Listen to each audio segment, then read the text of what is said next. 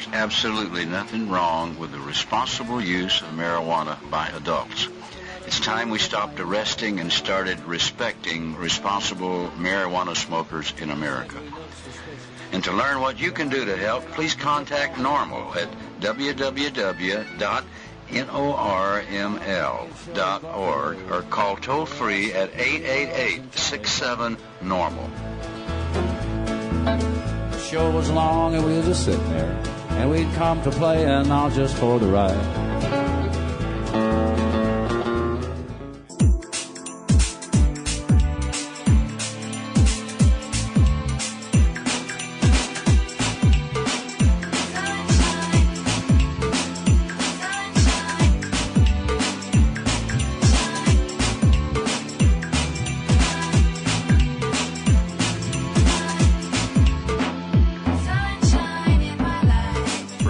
And distributed by the National Organization for the Reform of Marijuana Laws in Washington, D.C. This is your daily audio stash, the growing truth about cannabis.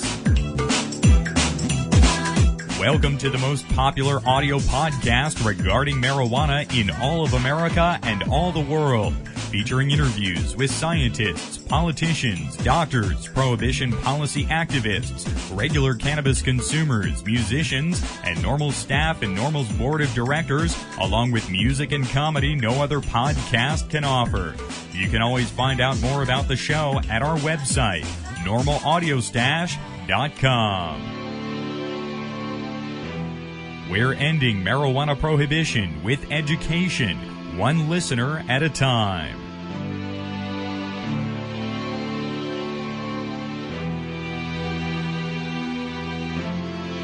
Welcome back here to the Audio Stash today. It's Monday, November 19th. I'm your host, Chris Goldstein. Take a moment to join us here at NORML. Help us end marijuana prohibition in America. Just visit norml.org to make your donation or join NORML today. Folks are going to have a great week of programming here Thanksgiving week. We'll have brand new shows available on Thursday and Friday for our holiday week. So as you're sharing some turkey, as you're sharing some good food this week, make sure to share a little free stash. Share the audio stash with your friends out there this week as well. And some of our guests this week will speak again with Bernie Ellis in Tennessee about everything happening with medical marijuana in Tennessee and his own case as it moves forward. Also this week we'll speak with Ray Warren of the Marijuana Policy Project about upcoming pieces of legislation around the country in 2008. Paul Armentano, NORML's senior policy analyst, will join us this week to discuss in-depth an important news story. Cannabis spray effective long-term in pain treatment, study says. This looked at the long-term administration of Sativex. This is an oral spray containing natural cannabis extracts. It's available in the UK and in Canada. And this was a very important study that showed the long-term effectiveness of natural cannabis in treating pain. Also in the program this week, our regular segments on Wednesday with Dr. Mitch Earlywine, our cannabis segment, and on Friday with Steve Bloom with our celebstoner.com update. A great Thanksgiving week worth of programming. We got some great music for you this week as well. Friday, oh, by the way, folks, last night I got to hang out with the Cottonmouth Kings, Big B and Dirtball there with Suburban Noise Records. They were here in Philadelphia at the TLA right there on South Street. So we got a nice interview with Johnny Richter from the Cottonmouth Kings and also Big B, who's touring with them. Gotta say, too, the Cottonmouth Kings with big, huge joints on stage. There are these huge joints that come in from the rafters, not to mention the huge joints that are all around when these guys are here in town. So it was a very good show at the TLA last night. Cottonmouth Kings, definitely the stoniest show in America. And again, Friday we'll have our interviews with Big B and Johnny Richter from the Cottonmouth Kings right here on your stash, NORML's daily audio stash. Today, we're going to speak with Alan St. Pierre, NORML's executive director, about a New York Times article, and also we're going to discuss why cannabis has never been considered for medical approval by the FDA. We'll talk about that today with Alan. Also in our program today, I got a chance to travel up to the Pennsylvania College of Technology and deliver an hour-long presentation on marijuana and marijuana prohibition. In that presentation, I talk a lot about the podcast and some of the guests we've had on and the importance of online media today. Also a little bit about the history of NORML. The presentation was about an hour and 15 minutes long, and there was a question and answer. So we'll just play the beginning portion of that. We'll have the rest of it posted later in the week. So that's all here in our audio stash today. First, let's get to some daily news.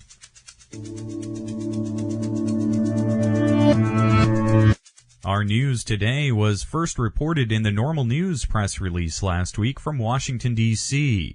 U.S. marijuana markets saturated, pot prices to fall, federal government says. Domestic marijuana production has risen dramatically in recent years and will likely result in reduced retail prices for pot, according to the U.S. National Drug Intelligence Center's, or NDIC, 2008 National Drug Threat Assessment Report. Quote, recent increases in cannabis cultivation and marijuana production within the United States coincide with the continued flow of marijuana from foreign sources, close quote, the report finds. It continues, quote, this may lead to a market saturation in major markets, which could reduce the price of the drug significantly, close quote.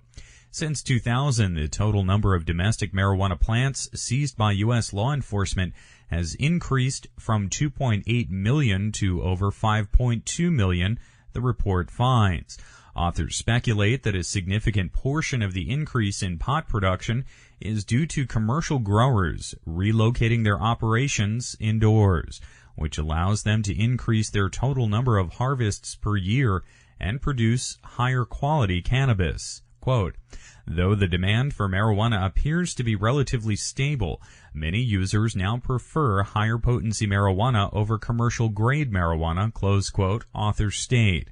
Nevertheless, the report concludes that, quote, most of the marijuana available, close quote, in the United States continues to be, quote, lower potency commercial grade marijuana produced in Mexico, close quote.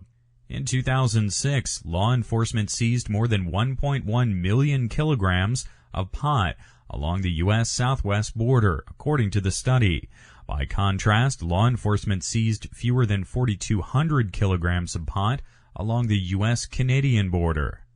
Domestically, California continues to lead all U.S. states in pot production, with an estimated 2.9 million plants having been eradicated by law enforcement so far this year.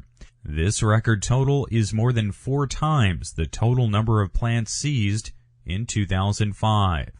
Among California's counties, Lake County, Humboldt County, and Shasta County report the largest numbers of pot seizures.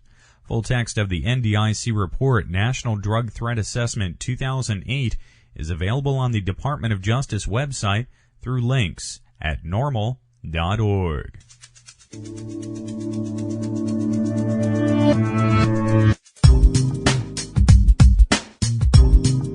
Have you ever wondered what Amsterdam is all about?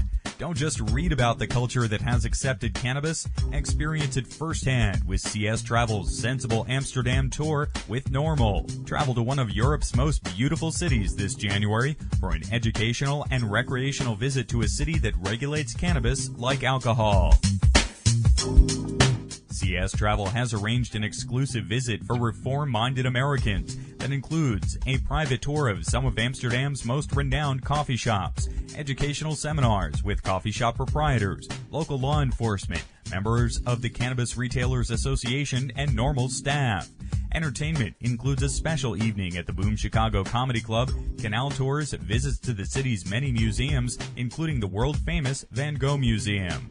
Don't just wonder about Amsterdam, experience the beauty and freedom of this unique city firsthand with CS Travel and NORML's Sensible Amsterdam Tour.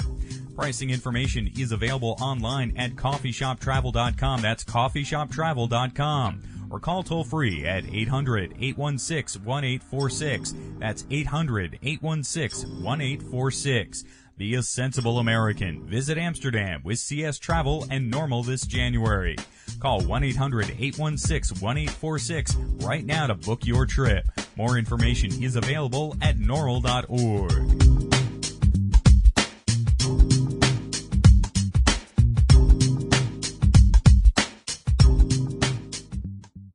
You're listening to NORML's Daily Audio Stash.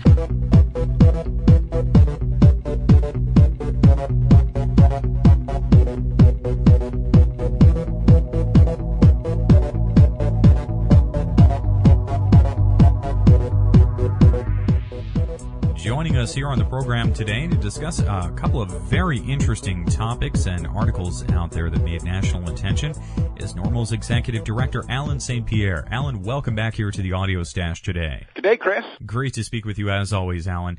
Now, let's begin by discussing a piece you contributed to in the New York Times Freakonomics blog.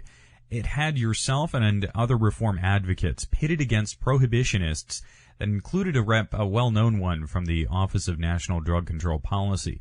Alan, this article's been out a few weeks now. What's been the response? It's been very good. Not only did the editors of the Freakonomics blog indicate that it got a very high click-through rate and comments. It had probably double the amount of comments that most of their weekly blog entries get. So they were very, very happy, and I wasn't surprised that marijuana in the New York Times would generate a lot of buzz. And indeed, Dr. Grinspoon, Richard Miller, and myself were pitted against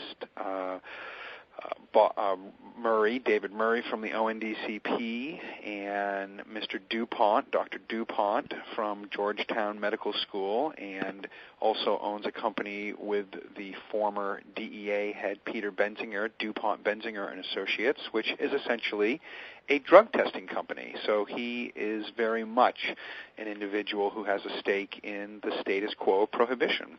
So it was an interesting little mini debate. They asked us to keep our remarks under 400 words, and I think I tried to keep mine around 600. And I think that it's pretty clear from the responses that the vast majority of people that viewed the blog and chose to reply were in favor of ending prohibition.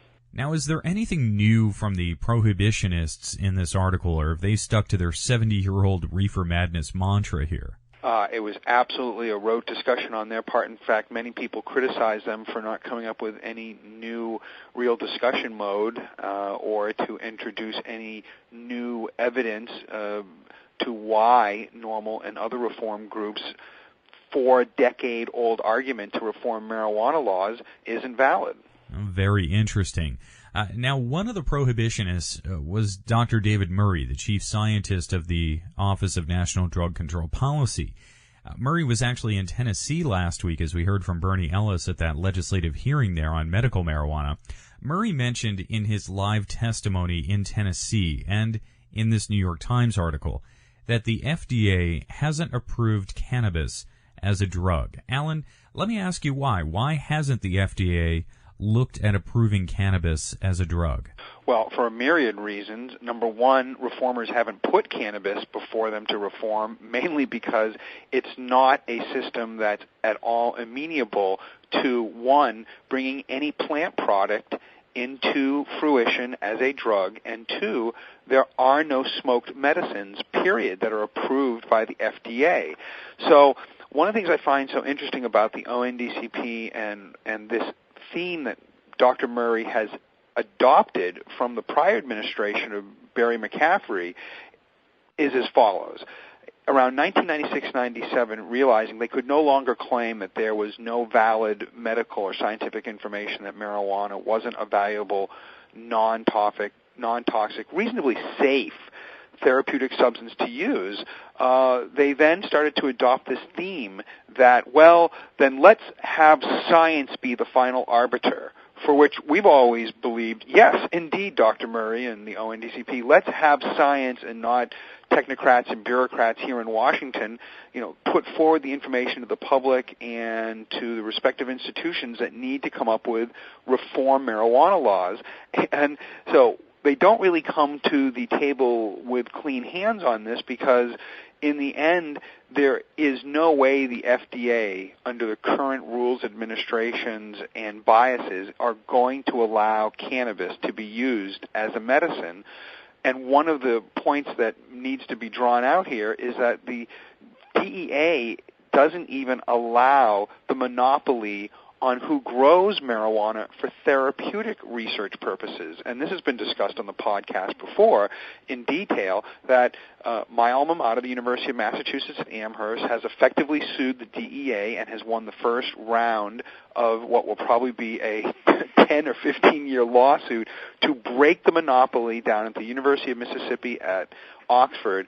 It's had a 25-year contract to grow marijuana. That's the only legal source of marijuana in the United States. And the DEA has fought to keep that monopoly in place. So the idea that it's going to allow pharmaceutical companies and university facilities and private entrepreneurs to grow cannabis that then can put forward the copious amounts of information that the FDA would need to decide whether marijuana should be brought into the modern pharmacopoeia, it's a absolute given that that system will reject cannabis in its whole smoked form. And Dr. Murray knows that. That's why he's so keen to put that out there as the final arbiter. So ultimately, there are a couple things have to happen, I think. One is we have to get away from this idea of smoked medicine. Vaporization has changed this largely, and Dr. Murray has a very hard time addressing this when confronted with the idea that, yes, there are not smoked medicines per se, but there are many inhaled and vaporized drugs, and cannabis can well be one of them. And having this new method of the vaporizer out there, it's been shown in clinical trials to be safe and effective. Does that perhaps make FDA approval for inhaled whole plant cannabis more of a possibility today? It certainly has a greater potential regarding how much of the problematic constituent products that are associated with smoke that no one wants to consume. So that will certainly be advantageous. But they will have a problem with the fact that the derivative is coming from a whole plant product. And I think where we're going to see, and we are seeing, where this is going to be greatly tested, and here you have GW Pharmaceuticals and their Sativex product, and they enjoy large capitalization. One of their partners is Bayer Pharmaceutical, and they are having some difficulty, to say the least, in getting their product with tens of millions of dollars of research and approval to try to get their product, which is a sublingual spray under the tongue, derived from a whole plant product. They are having problems pushing that outside of a few European countries and Canada. And so the United States FDA is considered sort of the holy grail if you can get a drug introduced into this marketplace. So I think we're going to see an excellent example of the fits and starts that are going to happen here, because a whole plant product derived from marijuana is going to be coming to market here, or at least this big company with all of its muscle and all of its well-done research is going to be able to convince this FDA to at least allow that on the market. If FDA does not allow it on the market, that's extremely indicative that they're probably not going to allow vaporized cannabis products on the market as well. Also, Alan, we've seen a whole lot of reform activity in the last few years. It does look like 2008 is going to be a hot one for marijuana reform issues across the country. 2008, without a doubt, is going to be the hottest year for a lot of different reasons. One, the maturation of the baby boomers, their philanthropy towards drug policy reform, their influence over politics, the internet and the increase of communication and networking technologies, the fact that there will be likely 4 to 5 states next year that will be voting on either medical marijuana or decriminalizing marijuana is absolutely going to make 2008 the most visible year for marijuana law reform in the almost 4 decades it's been going on. Righto, Alan. Well, many thanks again for joining us here today on the Audio Stash. Always great to have you here on the program, and I look forward to speaking with you again very soon. Thanks, Chris. Appreciate it. Thank you again, Alan. Alan St. Pierre is NORML's Executive Director. If you'd like to reach him with questions or comments, you can call area code 202-483-5500 or contact Alan via email at alan@norml.org. You're listening to NORML's Daily Audio Stash. Next up here in the program today, you're going to hear a little of your humble host and narrator talking about NORML and the podcast and marijuana in general. I got the chance to travel up to the Pennsylvania College of Technology, and many thanks to Eric and all the folks up there who made that happen. The faculty advisor, Elliot, really was a great opportunity to talk to some folks about marijuana and an end to marijuana prohibition. There were about 200 students and faculty there that night, and it was kind of a broad forum. I was given the chance to talk about NORML, talk about the podcast, talk about marijuana in general. So I decided to talk about what marijuana was, how it was grown, its history of use, and the history of prohibition, and why prohibition should change. Got a great response, and this town, Williamsport, is really in north central Pennsylvania. It's pretty close to Ohio. It was very interesting how in tune with this presentation all the students and faculty were there in Williamsport.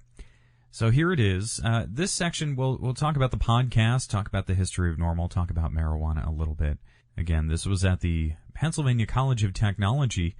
If you're a student group and you'd like a speaker to come in from NORML to talk about marijuana and marijuana law reform, give us a call, area code 202-483-5500.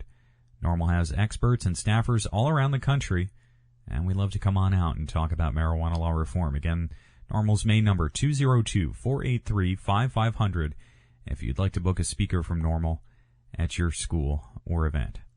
And thanks to a great helper here to the podcast, Rupert Kennedy, this presentation was recorded on November 8th.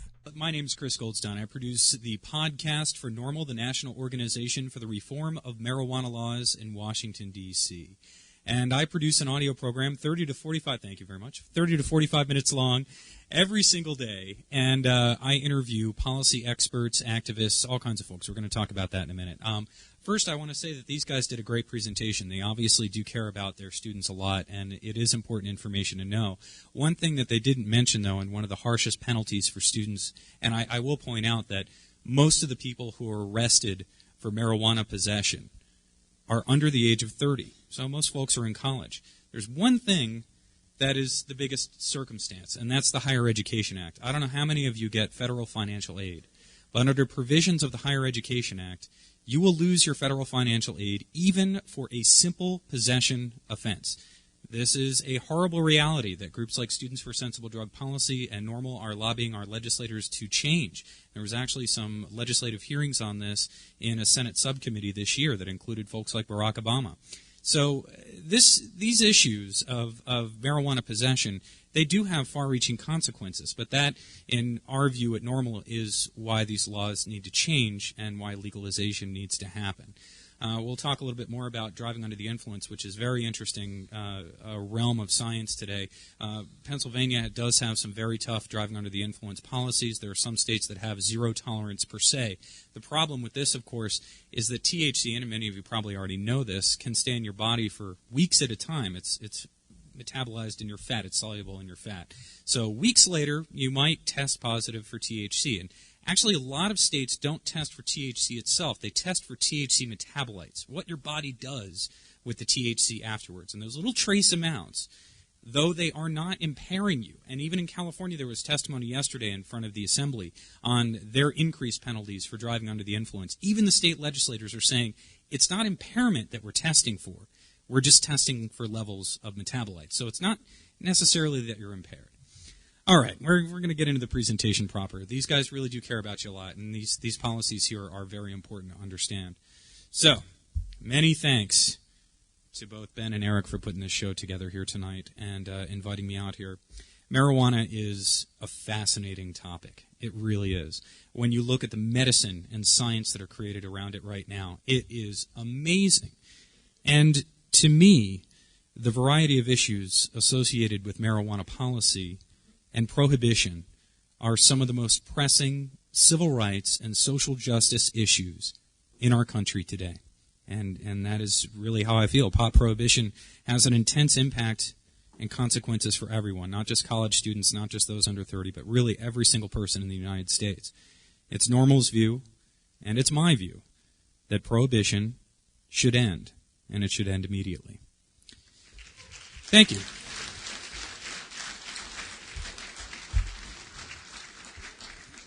So let's talk a little bit about NORML. NORML is the National Organization for the Reform of Marijuana Laws. You can find the podcast and a wealth of wonderful information on the website normal.org. It's one of the most trafficked websites on the internet. 2 weeks ago, Reuters News reported that marijuana is the top search term in North America.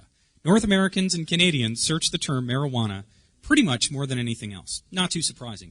But that ends up putting NORML's website, a website that has maintained information about marijuana and marijuana policy for many years now, as one of the most visited websites out there. If you go to Alexa, I don't know how many web geeks there are out there like me, but if you go to Alexa and you track these statistics, you'll find that normal.org ranks right up there. And it's because people are really interested in marijuana information out there. And one of the reasons the podcast is so successful is because the media has marginalized marijuana, and people are turning to find that information with new media online. So we're going to talk a little bit about NORML itself. NORML, of course, the National Organization for the Reform of Marijuana Laws. It's a nonprofit organization seeking the legalization and regulation of cannabis for general consumption in the U.S., like alcohol. NORML was founded in 1970 by Keith Strupp. There's Keith there. He remains legal counsel to the foundation. He's on the podcast pretty frequently. He was just arrested in Boston, believe it or not. Keith, his first marijuana possession arrest in 27 years. He was caught with the associate publisher of High Times magazine, Rick Cusick. And they were smoking a joint at the Boston Freedom Rally. And there were about 15,000 people smoking joints at the Boston Freedom Rally. And there were about 120 undercover police officers, mostly arresting young people for that. Keith and Rick were arrested. They didn't realize who they were. They got, under Boston and Massachusetts law, they were given a civil fine, a citation. They had to go back to court. So second marijuana arrest for Keith. He's not shy about it either. He's certainly proud about his work and his advocacy. NORML was born in response to the formation of a presidential commission on marijuana in 1970. President Nixon put this presidential commission together. It went around the country with experts looking at marijuana policy around the country. We're going to talk about their recommendations later. I'll give it away now. They recommended that marijuana be decriminalized in 1973.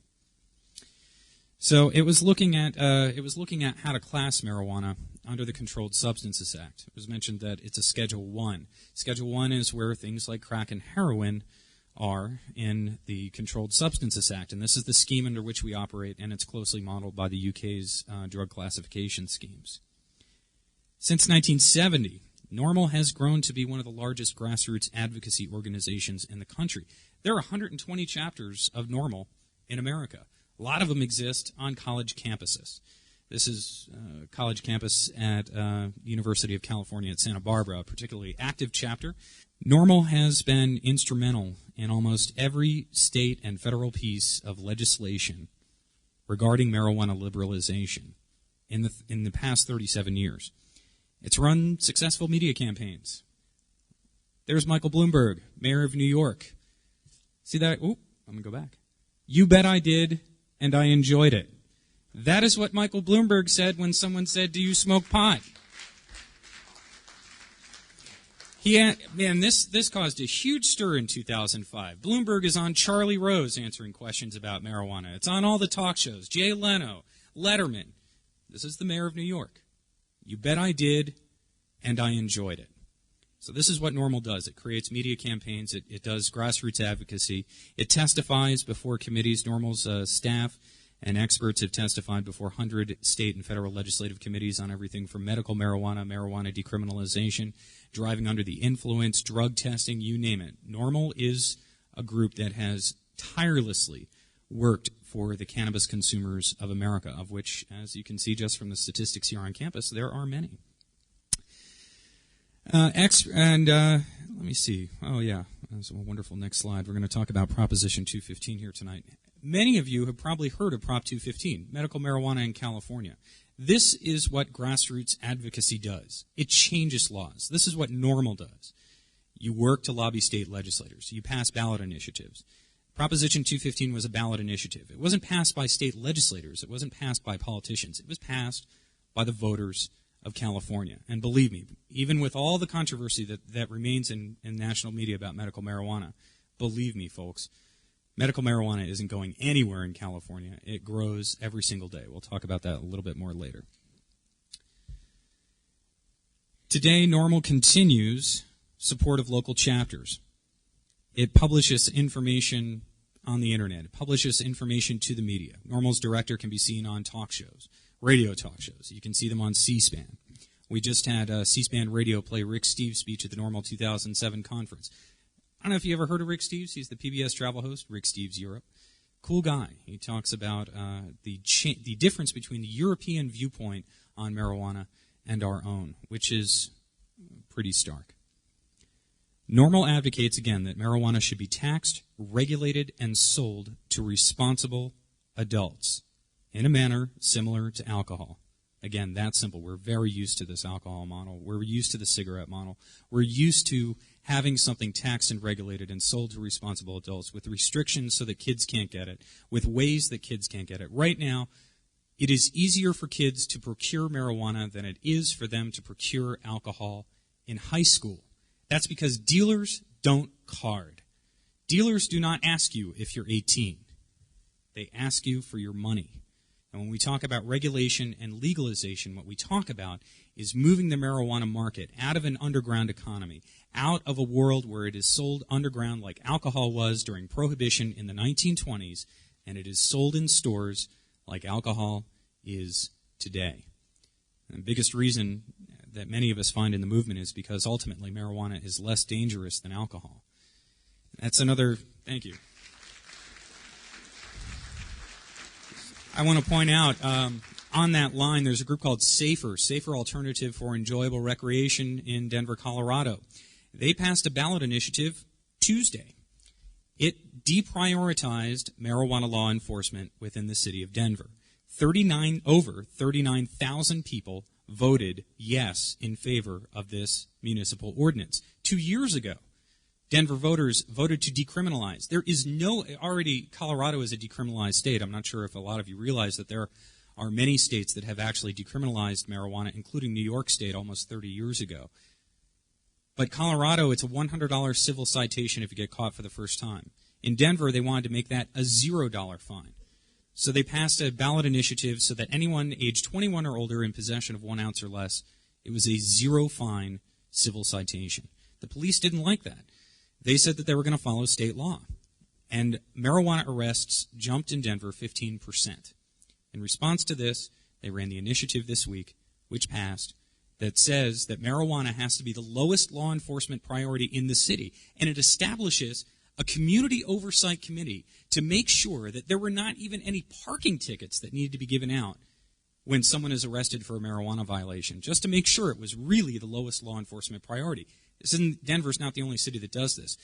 In 2003, Seattle passed a deprioritization and decriminalization initiative. Arrests have dropped there 75%. Kid you not? Go to Seattle Hemp Fest. Beautiful event. Do you know how many marijuana arrests there were this year at Seattle's Hemp Fest? The biggest marijuana law reform rally in the country? 0. Okay, that's what can happen if you change the law. The law is the law is here to serve the people. And what grassroots advocacy groups do and what a lot of proponents do is seek to change the law, and that's what NORML does. Okay, we're going to rely on a lot of information from NORML tonight. I'm going to talk a little bit about, do a little shameless self-promotion here. I do the Daily Audio Stash podcast. It's a very interesting thing. About 11 years ago, I was on the radio in Santa Fe, New Mexico. I had this great late-night radio program. My co-host is back here tonight recording this for the podcast, Rupert. And thank you, Rupert. And on the show, we used to read the NORML News press release. I would just straight read the press release from the show. Well, it got really popular. And you can always tell when something's popular on public radio because people donate money. Money talks, believe me, in public radio. So when people started donating lots of money to NORML News, we knew we kind of had something here. I started sending the MP3s back to NORML's webmasters. We posted it as a podcast for the first time. And within about a month, we were top ranked on iTunes. In 2006, Alan St. Pierre, NORML's executive director, said, well, what about a daily show? And we spent about a month knocking it around. And I thought, can I really talk about pot every day for 45 minutes? I mean, am I going to get tired of this? But as of today, there have been 325 guests on the podcast. They include policy experts, NORML's staff, NORML's board of directors, celebrities. Here's Rick Steves. He's the PBS travel host. He's appeared with us 3 times. Rick's a great guy. Tommy Chong. He's on NORML's advisory board. Tommy's a great guy. Of course, Tommy went to jail for selling bongs on the internet. I'm sure some of you heard about that case. Tommy's on the NORML advisory board. He has spoken out at a number of events for NORML, including the NORML conference this year. And he's very passionate about reform. His book is called The I Chong, Meditations from the Joint, and I do recommend it. I do an author a week on my public radio program. Also, Willie Nelson. He is on NORML's advisory board as well. Willie has long been a great friend of NORML. This photo was taken in Austin, where I interviewed Willie at a concert that he gave. This is Willie Nelson, a bunch of country guys. Man, I got schooled in country down there. Who'd have thunk it? All these country guys singing for marijuana law reform. But it was Willie Nelson, Ray Benson of Asleep at the Wheel, Paula Nelson, Willie's daughter, Amy Nelson, his other daughter, who have both appeared on the podcast with us. And Willie, there he is, wearing his NORML t-shirt. This was a concert where all the proceeds went to 3 groups: NORML, the Marijuana Policy Project, and the Women's Alliance for Medical Marijuana in California. Really one of the first groups to grow medical marijuana for patients out there. Concert raised about $60,000, and Willie does radio spots for us, and he's been on the podcast, of course. Just last week, I interviewed Sendog from Cypress Hill. He was doing a concert in Philadelphia. Sendog and Cypress Hill, of course, big advocates of marijuana law reform, always out in front on the issue. So we attract a lot of cool guests. It's not hard to find these folks. Here's some more folks that have been on the podcast. You'll recognize this guy has been getting a lot of play. Congressman Ron Paul, he's a big advocate of a change in the drug war overall, but he has also, over the years, he's been in Congress for a long time, he's been the Republican co-sponsor on a number of pieces of federal legislation that would both allow the medical use of marijuana and actually looked at decriminalization about 6 years ago. Ron Paul, very strong guy. Next guy is Maurice Hinchey. He's not too far from here. He's a representative from New York, and Dana Rohrabacher from California. Together they sponsor the Hinchey-Rohrabacher Amendment every year, which would stop the DEA from raiding medical marijuana dispensaries in California. It's a big problem. We hear about it on the news a lot, and it's being addressed through legislation. Hasn't passed. Comes up every year. So these are the kind of folks we get on the podcast. We get about 158 bands and musicians, comedians, and we have a lot of live event audio. We've gone to the Austin Freedom Fest, Seattle's Hemp Fest. We do special shows. We do a special 1-hour program on 420 each year because it's 420. Everybody knows what 420 is in America, so we have to do a special 420 show. It's interesting because, this is the thing about marijuana culture that really fascinates me. Everybody knows about marijuana culture. And we'll talk more about the numbers of the people who have admitted to the federal government on surveys that they've tried marijuana. Yet these harsh penalties do remain in place. And there are even harsher social consequences for admitting that you're a marijuana smoker. You might not get arrested, but friends and family might think of you in a different way. This is akin to what happened with the GLBT movement, gay, lesbian, transgender, bisexual. It took a long time for people to get empowered in that movement. And the biggest thing that empowered them was coming out of the closet. It is actually more risky to come out of the closet as a marijuana smoker, but it's more needed today than ever. So, between the 3 podcasts, NORML News, NORML Events, where we do special events audio, and NORML's Daily Audio Stash, we served about 5 million MP3 downloads in the past few years. These are some of the other folks on the program. Dr. Mitch Earlywine, Rudy Reyes, he's a medical marijuana patient. Right here you can see Rudy's been burned about 90% of his body. He uses medical marijuana in California. He was actually raided by federal authorities, even though he was cultivating under state law. John P. Morgan, he wrote the book Marijuana Myths, Marijuana Facts with Lynn Zimmer, who passed away last year. Been on the program a number of times. Donald Abrams conducted a study in California this year at the University of California at San Francisco, that showed that smoked marijuana significantly reduces HIV-associated neuropathic pain. It's a significant development as clinical trials with humans smoking cannabis in the U.S. are rare. And it's unfortunate because that's one of the aspects of prohibition that is really hurting us today, is the constriction of medical research that can be done on the plant. So, this is iTunes. Some of you already know iTunes. You go to the podcast category, you look up the stats. Here we are. We rank high. People are interested in pot. They're a little bit more interested in it than the U.S. Treasury Service. They're a little bit more interested in it than Hillary Clinton or the Pentagon or the presidential speeches. Or they're a little bit more interested in it than the UN. Thank you. Marijuana information online is huge. We didn't know how huge it was until we started putting these podcasts out there. So, it's a bit about NORML. It's a bit about the podcasts. Now we get into the meat of our presentation tonight, which should be pretty fun. That's Seattle's HempFest. I'm going to have that for a background for a moment. This is what happens when people get empowered right here, every year in Seattle. 200,000 people come to Myrtle Edwards Park. No one gets arrested for smoking pot. I guarantee you everybody in that scene was smoking pot that day. And not just smoking pot, maybe in their car, like, look out. Now, they're openly smoking marijuana. The police are there. The police work very... This is an event of 200,000 people. It takes a lot of police coordination to pull this off every year. NORML's chapter in Washington runs Seattle HempFest. They have for 15 years. It's a huge event every year. This is what happens in Seattle, where the total number of marijuana arrests last year in the whole city, 75. Okay? The whole city. Philadelphia arrests almost 7,000 people a year for marijuana. The state of Pennsylvania, 28,000 people in 2006 for simple marijuana possession. But if you change the law, 75. We're going to talk about the chemical components here in a moment. I just want to say that, and we are going to talk about the history of Prohibition here in a moment, which is an interesting history. But marijuana smoking wasn't really that common for a long time here in the United States. The uptick in use is directly correlative to Prohibition.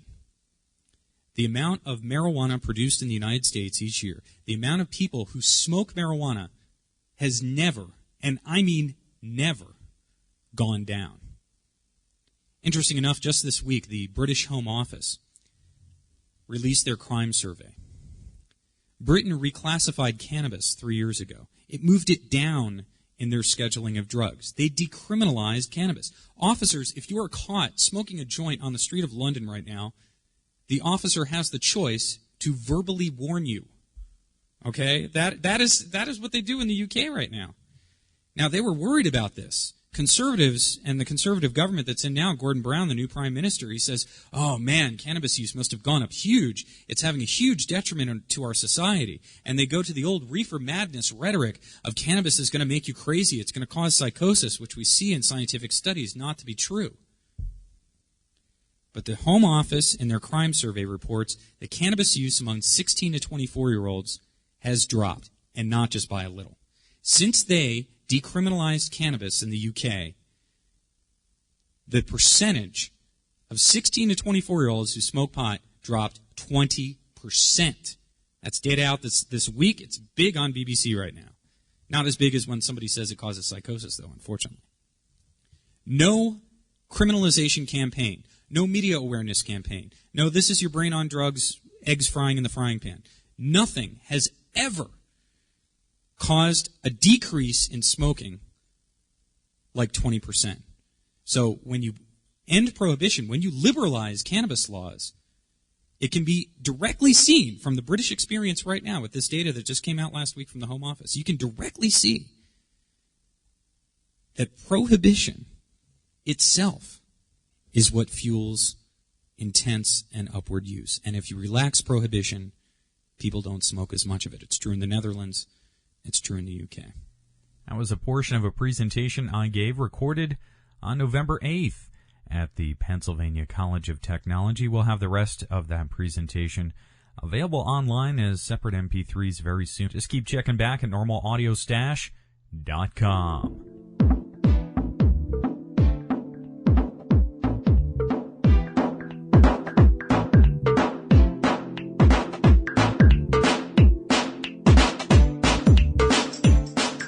Listening to NORML's Daily Audio Stash, the growing truth about cannabis.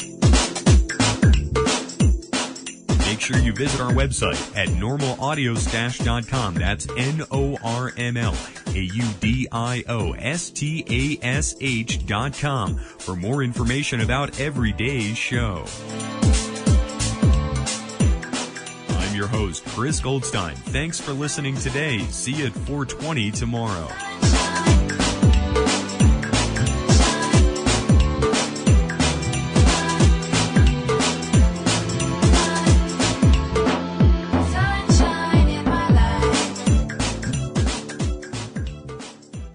The podcasting technology of normal is made possible by Red Aphid Interactive Media. More information at redaphid.com.